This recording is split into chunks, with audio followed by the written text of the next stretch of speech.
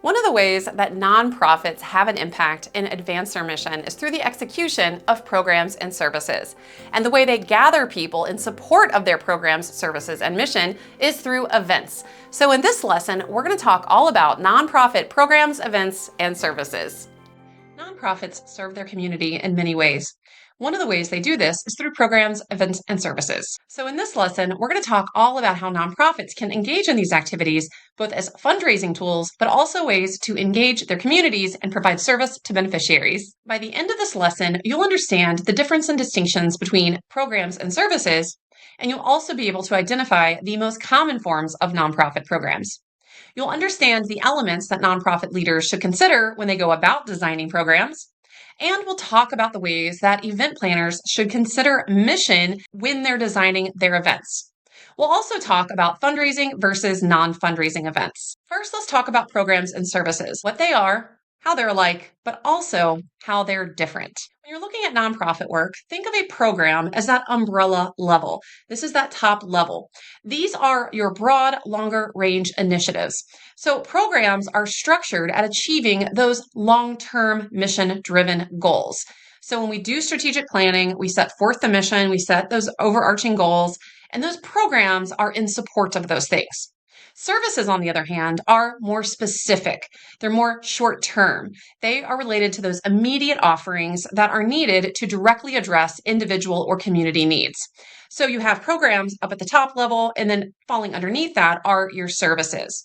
Any type of nonprofit is able to hold programs, services, and events, but the frequency and the type of programs, services, and events they host is going to vary. So programs is overarching, and then services falls underneath that, and many agencies have a multitude of services that fall underneath each specific program. Now that you know that nonprofit programs are those long-range overarching objectives, let's talk about the most common forms of nonprofit programs. And remember, nonprofit programs, they're those broad, long-range, structured activities that are intended to achieve specific objectives in alignment with that nonprofit's overarching mission and strategic plan.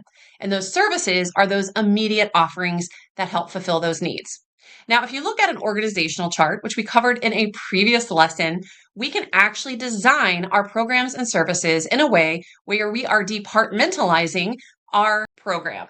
So if I run a nonprofit called Youth in Need that provides services to at-risk youth, I might have 3 overarching programs. I have housing program, I have a resources program, and I have an education program. And then within each of these programs, underneath them in the org chart, I have specific services that fulfill direct and immediate needs of the community that fall under the purview of that longer range overarching program. For my housing program, I might have an emergency shelter and transitional housing. So the emergency shelter and that transitional housing, those are those immediate actual services that we're deploying on the ground that are in support of that overarching program being housing. I might have an education program where I provide job training and GED completion.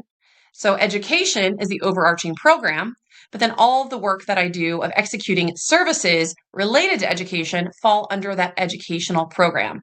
And then finally, I might have a resources program. So my goal and program here is to provide resources. But then those services that fall underneath that resources program are those direct, immediate services. Street team outreach to identify and connect with unhoused youth. I might have a medical clinic, and I also might have a food pantry. So this kind of describes how programs and services are interrelated with one another and how you can actually put them graphically on an organizational chart and use organizational design in conjunction with our program design to determine the best way to group resources and people in our organizations. Just like we have to put a ton of thought into our organizational design, we spent a whole lesson talking about that. Nonprofit leaders also need to put some thought and strategy behind their program design. Arguably the most important reason for putting a lot of thought, effort, and strategy into program design is that as nonprofit leaders, we are working with extremely limited resources. We can't go out there and try to do it all. It's going to be a waste of money. We can't feasibly do it. So when it comes to resource allocation, program design helps us determine how we're going to distribute those limited resources. And that can be our people resources, both staff and volunteers, our financial resources, and even things like our materials. And what it takes to execute a program and to deliver the services within that program needs to be a consideration as we're designing our programs. So looking at our mission and determining what are the most important needs in terms of programs that we can feasibly offer given our resource constraints that directly support our mission the best. Program design also needs to be thoughtful and intentional from a quality assurance standpoint. If you're a nonprofit leader and you're running out there and trying to be everything to everyone in the community, well, one, not only do you likely lack the resources to do that, but even if you were able to try to do 20 different programs, you're probably not going to be executing quality programs. So as nonprofit leaders, even if we're offering a free service and benefit to the community, we want to make sure it's still a high quality program and a high quality service. So we have quality standards. And if we're trying to do everything and we're not focusing on a core set of programs that directly support the mission, then we're running around like a chicken with its head cut off. And then finally, program evaluation and monitoring. Good leaders assess the impact and effectiveness of our programs and our services. We do this through program impact reports. And doing this takes a lot of work and effort. So measuring outcomes, collecting data, gathering feedback, surveying our beneficiaries and our constituents and our service recipients. This takes a lot of time and work. And if you're trying to do this across 30 overarching broad programs and hundreds of boots on the ground services, you're going to spend your entire time evaluating and monitoring and not actually executing programs and services. So if we try to do too many things, or we try to do the wrong things that are not directly tied to mission, we're doing a disservice to our cause. In many nonprofit agencies, programs and services generally refer to community-based activities that we're providing to the community or to beneficiaries or people in need. And generally we do this at a low or subsidized or at no cost at all. But also in many cases, nonprofits host events. Some of these events are fundraising in nature. Some of these events are more educational in nature or don't necessarily have a fundraising component tied to it. So in this section, I want to talk specifically about nonprofit events. We've discussed programs and services, but let's pivot now to events and talk about how important it is to tie in things like a mission moment and guest experience when we're designing those events. So nonprofit events. These are those organized activities that gather people around, usually people that have some connection or interest in the cause, but it can be for various purposes. But at the end of the day, these events are in support of the organizational mission and that nonprofit's objectives. And events are different than programs and services. Programs and services are about fulfilling needs for the community. Events are more about gathering people together. But just like nonprofit leaders need to put a lot of thought and strategy into program design, they also need to be just as thoughtful when it comes to designing events.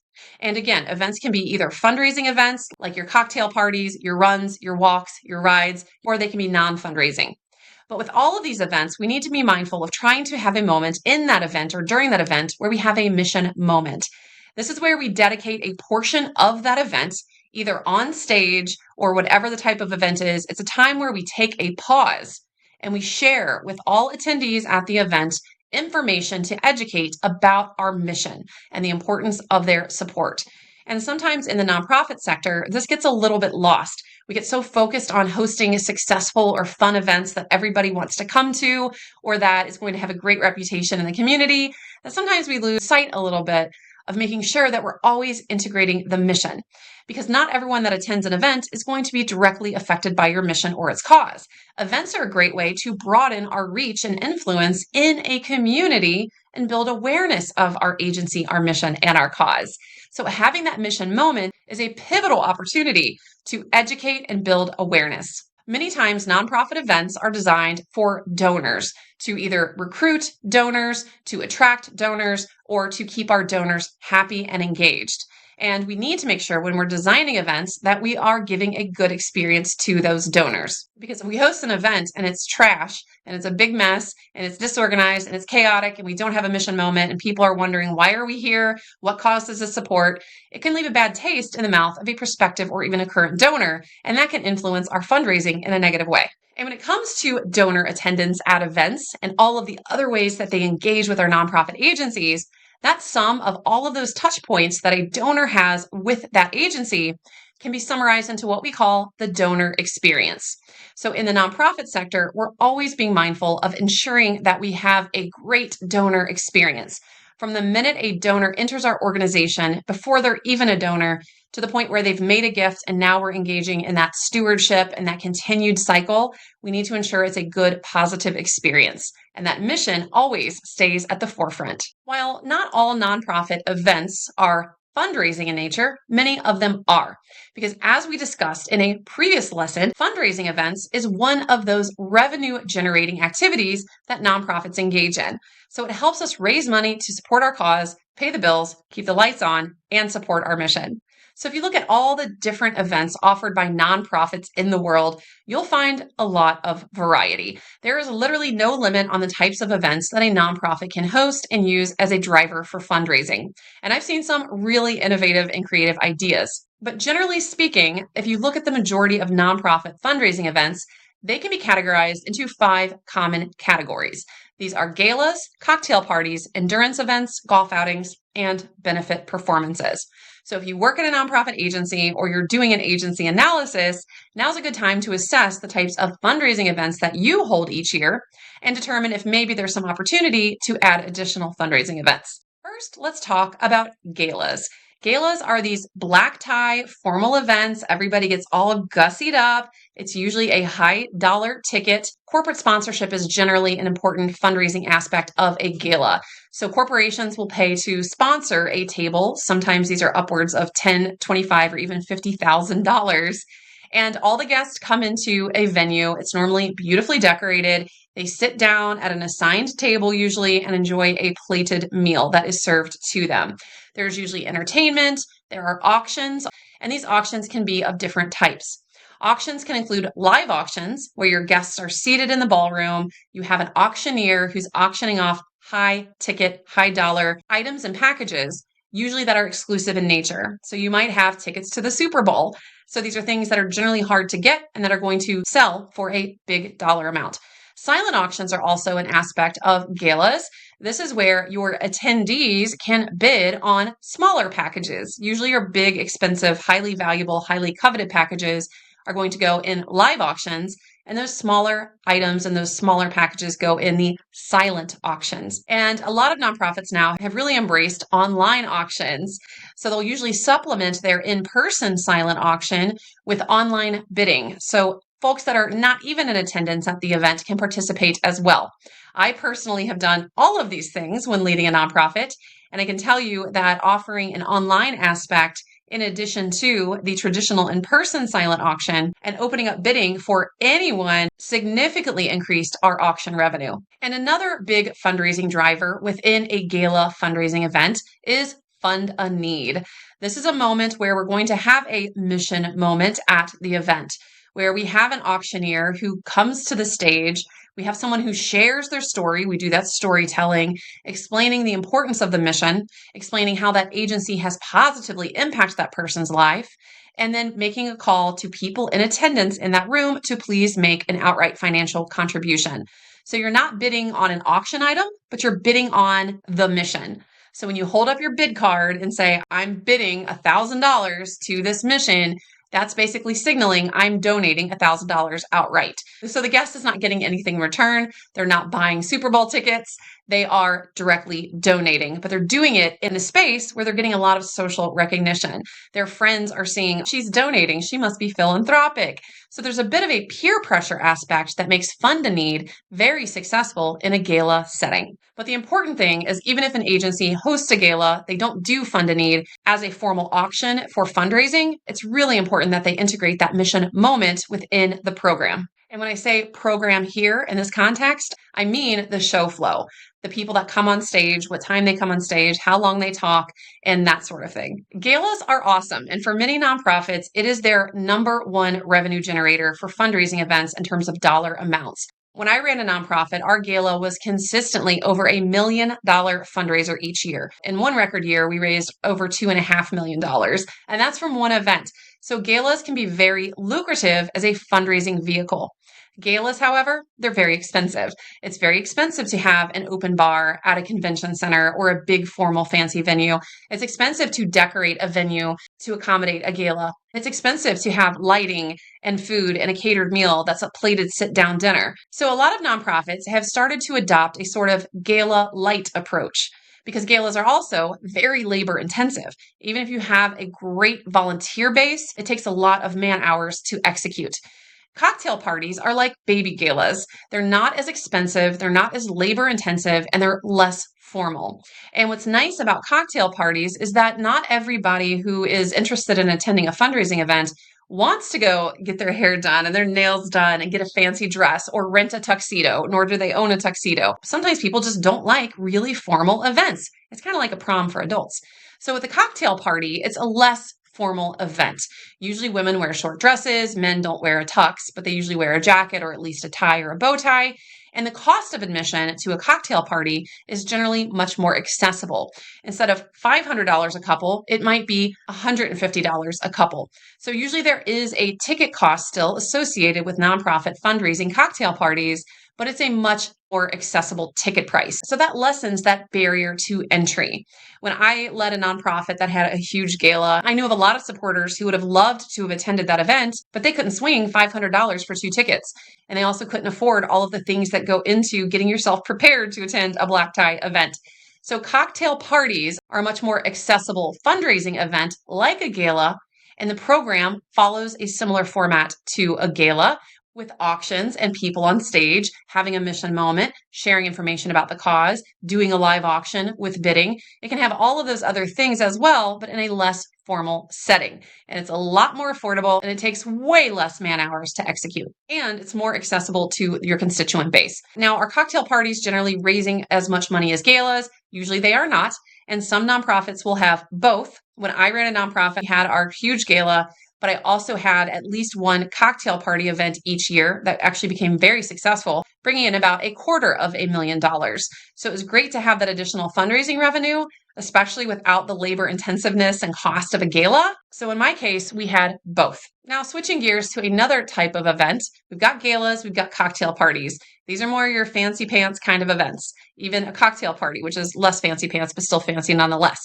Some people are not into that at all. Some people want to support your cause. They want to attend events. They'll even pay to attend your events as a fundraising vehicle, but they don't want to be gussied up in any way. So some nonprofits will host endurance events. This is where participants raise money by engaging in some type of physical activity. So they might go out and climb 20 flights of stairs to raise money for a lung organization. They might ride a bike. They might raise money from their friends and do polar bear plunge. So these are things that require some degree of physical activity. So if I'm going to go do the polar bear plunge and put on a bathing suit when it's 20 degrees outside and jump in water, I'm going to go to my friends and raise money from them. I'm using my participation in the activity as a means and a vehicle to solicit sponsorships from my friends, my family, and my network.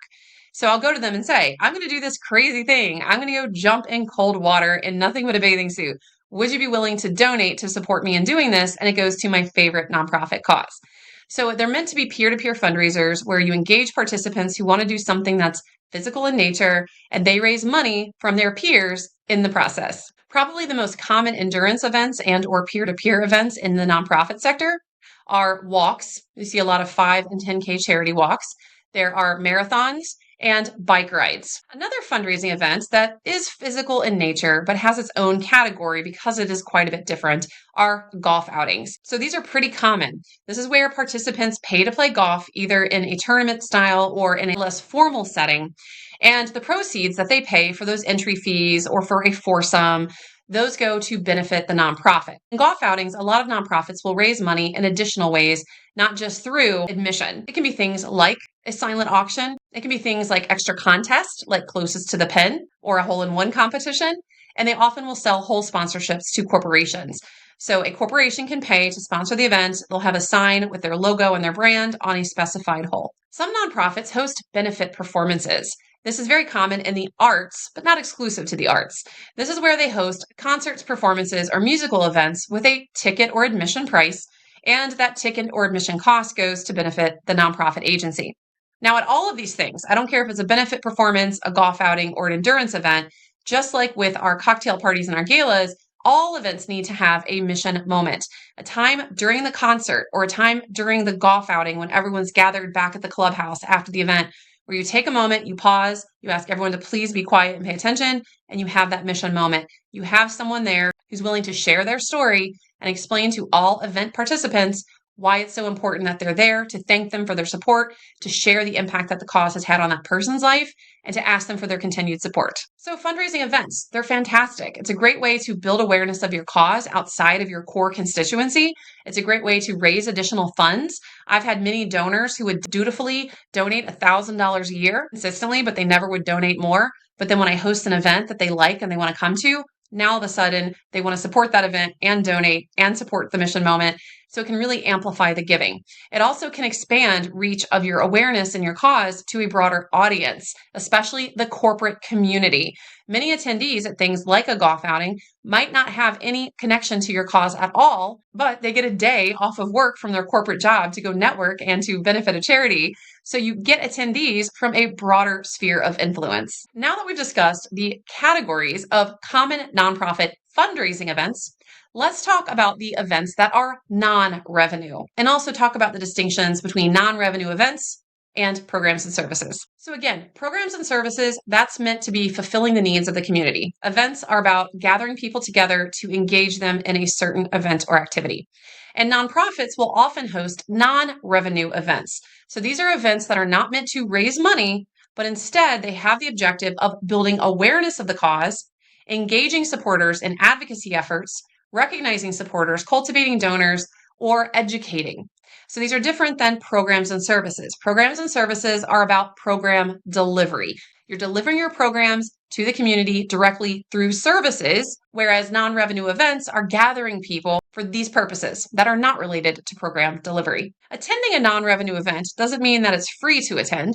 Some nonprofits will still sell tickets or require a cost of admission, so they may still generate some revenue, or there may be some corporate sponsorship levels, but that's not their primary purpose. Their primary purpose is to do things like awareness and networking, advocacy, recognizing supporters, cultivating donors, and educating. So let's talk in a little bit more detail about these 5 categories of non-revenue events. First are awareness and networking events. Nonprofits can host any array of activities that get people together to build awareness of the cause and to allow them to network.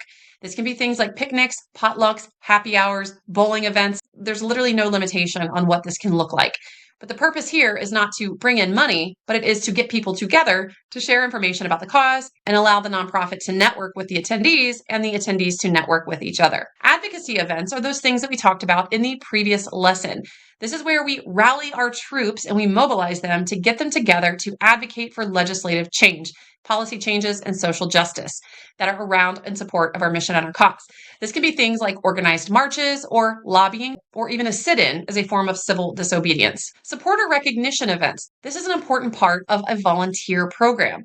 Remember, in that lesson, we talked a lot about the ways that we acknowledge and thank our volunteers and that volunteer cycle. And we need to steward our donors. And the way that we do that is by recognizing them. Many nonprofits will host an annual ceremony where they invite and recognize their supporters, namely, in this case, their volunteers, and they also recognize sometimes their top donors. But this is giving them that love and really expressing to them the change that they've impacted through their support. And we spent an entire previous lesson talking about donors and that donor cycle. And donor cultivation events fall within that cycle. This is where we are cultivating our donors. We're trying to foster and strengthen relationships with our current and prospective donors. So these are usually smaller events. Sometimes a donor will host it in his or her house. There's past hors d'oeuvres, people meet and mingle. It's usually on a Wednesday or Thursday night. And there is a mission moment where we pause the networking. Someone tells their story to get donors excited about the cause and explaining why it's important that the agency has that donor support. And then educational events. These are things like conferences or symposia that gather experts and researchers for discussions, idea sharing, education, and collaboration. When I led a diabetes cause, I would host an annual educational conference that was free to the community that would educate folks who were impacted by diabetes to help them improve the quality of their lives. And we did have a vendor fair where vendors would pay to exhibit. And it was great because that did bring in some revenue and that helped offset the cost of the event. But what made that a non-revenue event was the fact that it was not primarily revenue generating or fundraising in nature. The purpose of that event primarily was to serve as an educational event to inform. Whether it's a golf outing, a food drive, a black tie gala, All nonprofit programs, events, and services play their own role in advancing the mission. That is, if nonprofit leaders have put in the strategy and intention in designing those programs, events, and services, and in doing so, always ensuring that mission stays at the forefront.